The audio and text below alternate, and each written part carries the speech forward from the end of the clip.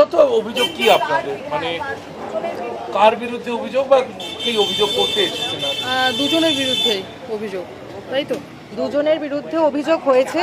আমরা মূলত আজকে যে ঘটনাটা ফেসবুকে বা ইনস্টাগ্রামে গতকাল যে সোশ্যাল মিডিয়ায় যেটা দেখা গেছে সেইটার বিরুদ্ধে আমরা কমপ্লেন করেছি। বাকি অন্যান্য বিষয় আমরা পরে করব, সেটা আমরা লিগালি আগে প্রসিড করি, তারপরে আপনাদের জানাবো। ঋতিকা গিরির প্রোফাইল থেকে, ঋতিকা গিরির পক্ষ থেকে একটা পোস্ট আমি করা হয়েছে দেখেছি। এবং সেখানে তাতে তো না, তাতে ও নিজে স্বীকার করেছে যে ওরা বিয়ে করেছে, যেটা ইল্লিগাল, আবার প্রমাণ করে দিয়েছে। আর যেগুলো লিখেছে, মানে আমার মেয়ে পাশে আছে, আর কি বলবো, মানে ওকেও লজ্জা করছে, সেগুলো আমাদের ফলাও করে বলতে হচ্ছে যে আমাদেরই হাজবেন্ড আমাদের সাথে কতদিন ছিল কি ছিল না সেটার ক্ল্যারিফিকেশন ও দেবে। মানে বিয়েটা আমার মেয়ে আমার পাশে দাঁড়িয়ে আছে, আর আমার বর কতদিন ছিল, আর আমি আরবানা এনআরআই কমপ্লেক্সে থাকি, সেখানে এত সিকিউরিটি করা। আমি সিসিটিভি ফুটেজ দেখালে এক্ষুনি মেয়েটা কি বলবে তাহলে?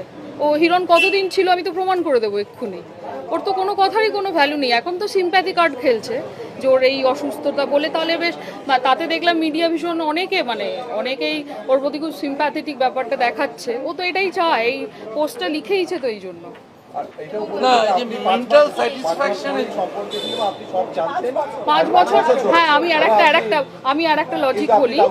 না, আমি আরেকটা লজিক বলছি তোমাদের। প্রথমত 5 বছর আগে হিরণদা এই সময় পৌঁছায়নি খড়গপুরে, কারণ ভোটটা কোন সময় হয়? 2021-এ। তাহলে 5 বছর তো হয়ই না। হিরণকে, মানে ঋতিকাকে হিরণ চ্যাটার্জি চিনতই না তখন, তাই না? হিসেব মতো তো তাই। ও তো তখন ও ক্যান্ডিডেট নির্বাচনই হয়নি আগের, মানে 2021-এ। তাহলে ও 5 বছর হয় কি করে? হাস্যকর কথাবার্তাগুলো। না, এটা ডিভোর্সের নোটিশ ওভাবে পাঠানো যায় না। ডিভোর্সের নোটিশ কোর্ট থেকে আসে। তো ওনাদের যে একটা লিগ্যাল একটা লয়ার্স নোটিশ একটা পাঠানো হয়েছিল, সেটার সাথে ডিভোর্সের কোনো সম্পর্কই নেই আর কি বেসিক্যালি। মানে কখনো কোনো কোর্ট থেকে কোনো নোটিশ ডিভোর্স সংক্রান্ত আসেনি।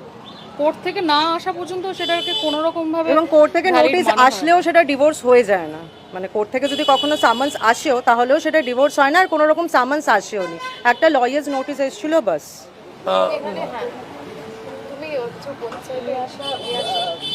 আমি মেয়ে হয়ে আর কি বলবো, কালকে আমি নিজেই সোশ্যাল মিডিয়ার থ্রু খুঁজে পেলাম। মা আমাকে কল করে বললো তুই একবার ফোনটা খুলে দেখ, তোকে কিছু পাঠিয়েছি আমি।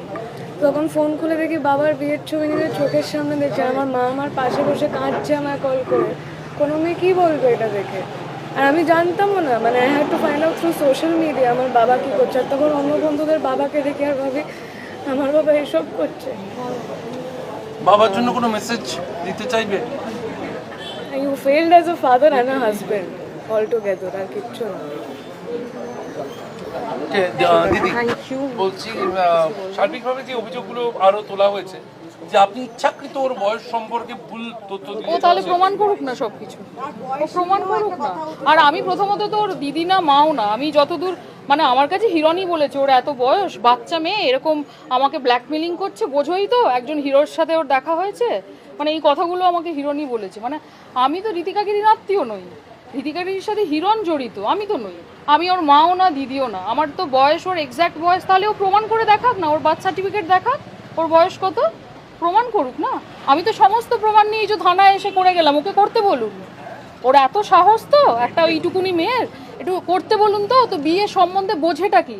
আমি তো 25টা বছর কাটিয়ে এসেছি বিয়ের, আর ও ভাবছে যে একজনের সাথে ঘুরে ভিয়েতনাম বেড়াতে গিয়ে আর মাথায় সিঁদুর পরেই ভালো করে বউ একটা বিবাহিত জীবন কাটানো যায়। আর আমি এটা নিয়ে কিচ্ছু বলতে চাই না। মানে কাল থেকে এটা ইনাফ। আমি অনেক ইন্টারভিউ দিয়েছি, আমি সত্যি আর ক্লান্ত। মানে আমিও তো একটা মানুষ, আপনারাও তো বুঝতে পারছেন। আমার মেয়ে, এইটুকুনি মেয়ে পাশে দাঁড়িয়ে কাঁদছে। আমি তো এরকম জীবন ওকে দিতে চাইনি। দুর্ভাগ্য আমাদের এই জীবন পেতে হয়েছে। আর 25 বছর পর আমাকে জানাতে হচ্ছে পুলিশে এসে কাছে যে আমাদের বিয়ে এখনো আছে। এর থেকে লজ্জার আর কি হতে পারে? শেষ প্রশ্ন, আপনাকে একটা হুঁশিয়ারি দেওয়া হয়েছে যে যদি মনে হয় ইললিগাল তাহলে আমার একটাই কথা, এনাকে লিগাল স্টেপ নিতে বলুন। হ্যাঁ, ও তো ওর এটাই চাইছে। মানে এটাই আমরা অলরেডি এটার এগেইনস্টে লিগ্যাল স্টেপ নিচ্ছি, তো সেটা নিয়ে ওকে এত মাথা ব্যথা না করলেও চলবে। ও করুক, তারপর আমাদের এটা হয়ে যাক, ডাইভোর্স হয়ে যাক, তারপর নাচতে নাচতে বিয়ে করুক। সে হিরণ চ্যাটার্জি ওকে বিয়ে করবে কিনা সেটা আমরাও দেখবো, দেখে বসে আছি। আর বা কোন চ্যাটার্জি ওকে বিয়ে করে দেখি না, ঠিক আছে? আমিও বার্তা দিলাম ওকে, দেখি না কত সুখে স্বাচ্ছন্দ্যে ও সংসার করে। সারাক্ষণ তো শুনি যে সুইসাইড করতে যাচ্ছে, যে মেয়ে বিয়ের আগেই সুইসাইড করতে যাচ্ছে 15 বার, সে কত সুখের জীবনযাপন করবে আপনারাই তো বুঝতে পারছেন।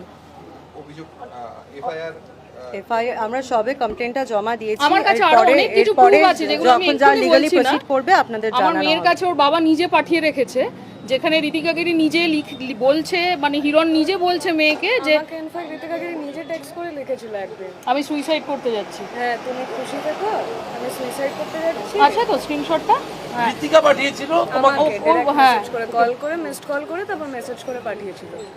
তো যে যেদিন বিয়ে বাবা আমাদের সাথে যে এত এত আনুমানিক দিন মানে হ্যাঁ, কোন তো- সময় করে? মনে এখন দেখে মনে করি সালে যখন বাবাই এসেছিল তখন 2024-এর আগে, নভেম্বর। নভেম্বরের আগে। 9 নভেম্বর ডেট মেনশন করা আছে। না না 9 নভেম্বর তো ও তো বোধহয় চলে গেছিল, পালিয়ে গেছিল, মানে ও খড়গপুর ছেলে পালিয়ে গেছিল যে মেয়েটার থেকে যাতে পালাতে পারে।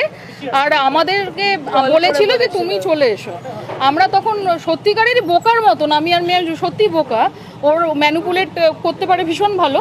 আমরা দুজনে ব্যাংককের টিকিট কেটে আমরা একসাথে ব্যাংকক যাই, তার সমস্ত ছবি টবি তো আমি পোস্ট করেছি, মানে আরও পাঠিয়ে দিচ্ছি তোমাদের সবাইকে। ব্যাংককের আমরা একসাথে ওর জন্মদিন কাটিয়েছি, তারপর থেকে হিরণ আমাদের সাথে টানা 5 মাস থেকেছে। আমি সমস্ত ডিটেল লিখেছি, মানে আমাদের বাড়ি কিনে দিয়েছে সবচেয়ে বড় কথা। আমাদের 3 জনের নামে ফ্ল্যাটটা তো আর ফেক নয়, নিশ্চয়ই ডাইভোর্সড হওয়া কোনো বউয়ের নামে কেউ ফ্ল্যাট কেনে না।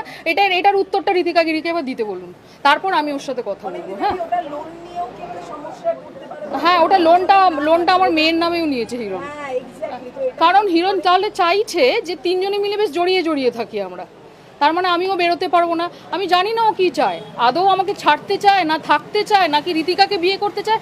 ঋতিকাকে বলুন এবার হিরণ চ্যাটার্জির সাথে সেটা ক্লারিফাই করতে।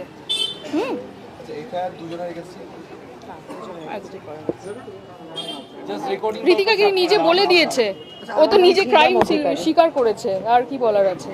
ভালো করেছে এই পোস্টটা করে, ও ভেবেছিল ভীষণ স্মার্ট অ্যাক্ট এটা একটা।